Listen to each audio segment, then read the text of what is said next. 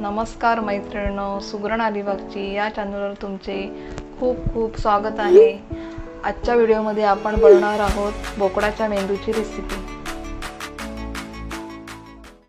मुंडी मटणाची ज्यावेळेला आपण रेसिपी केली होती त्यावेळेला मी तुम्हाला सांगितले होते नेक्स्ट व्हिडिओमध्ये आपण या भेजा फ्रायची रेसिपी पाहणार आहोत। तर ती रेसिपी तुम्ही आता इथे पाहू शकता। या व्हिडिओमध्ये तुम्ही पाहणार आहात बोकड भेजाची रेसिपी। मुंडी मटणाच्या वेळेला मी असं हे हिरवा वाटण तयार केलं होतं। त्यातील आपण अर्धा टीस्पून वाटण हे या मेंदूला लावून घेणार आहोत। जर तुम्ही हे वाटण आणि मुंडी रेसिपी पाहिली नसेल तर बोकड मुंडी रेसिपी तुम्ही नक्की पहा। हिरव्या वाटणाची लिंक मी डिस्क्रिप्शनमध्ये देणार आहे। आणि एक चिमटीभर आपण हळद इथे लावून ठेवणार आहोत। हे असं हिरवं वाटण आणि हळद या भेजाला आपण 5 मिनिटं लावून ठेवणार आहोत। एक चिमूटभर मीठ घालूयात। आलं लसूण हिरवी मिरची आणि कोथिंबीरची पेस्ट जी आपण केली होती ते आपण याला लावून ठेवलं आहे। आता आपण बकऱ्याच्या मेंदूची रेसिपी सुरू करूया। गॅसवर पातेलं गरम झालं आहे, त्यामध्ये आपण घालूयात तेल। पातेलं गरम झालं आहे। 9 ते 10 मी ते लसूण पाकळ्या टेचून घेतले आहेत। लगेचच त्यामध्ये आपण कांदा घालून घेऊयात। गॅसची फ्लेम थोडा वेळ स्लोच ठेवा। लगेच आपण त्यामध्ये एक मिरची घालूयात। मीडियम गॅसवर आता आपण कांदा परतून घेऊया।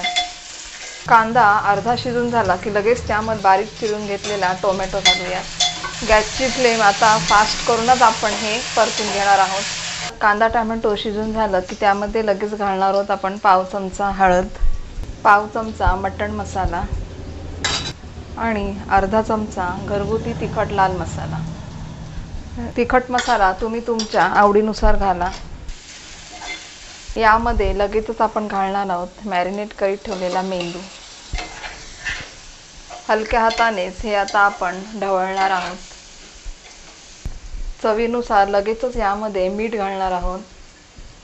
गॅसची फ्लेम स्लो ठेवून आपण हे असेच आता शिजू देणार आहोत। पातेल्यावर ठेवलेले जे ताट आहे त्यात मी थोडं पाणी ओतलं आहे। हे असे आपण आता स्लो गॅसवर 3 ते 4 मिनिट शिजू देऊयात। A few minutes later. 4 मिनिटांनंतर आपण झाकण काढून घेऊयात। इथे तुम्ही पाहू शकता मेंदू हा चांगला असा व्यवस्थित शिजून आला आहे। आता हे आपण हलक्या हाताने ढवळून घेऊयात। आता आपण हे असेच 2 मिनिट स्लो गॅसवर ठेवणार आहोत। A few minutes later.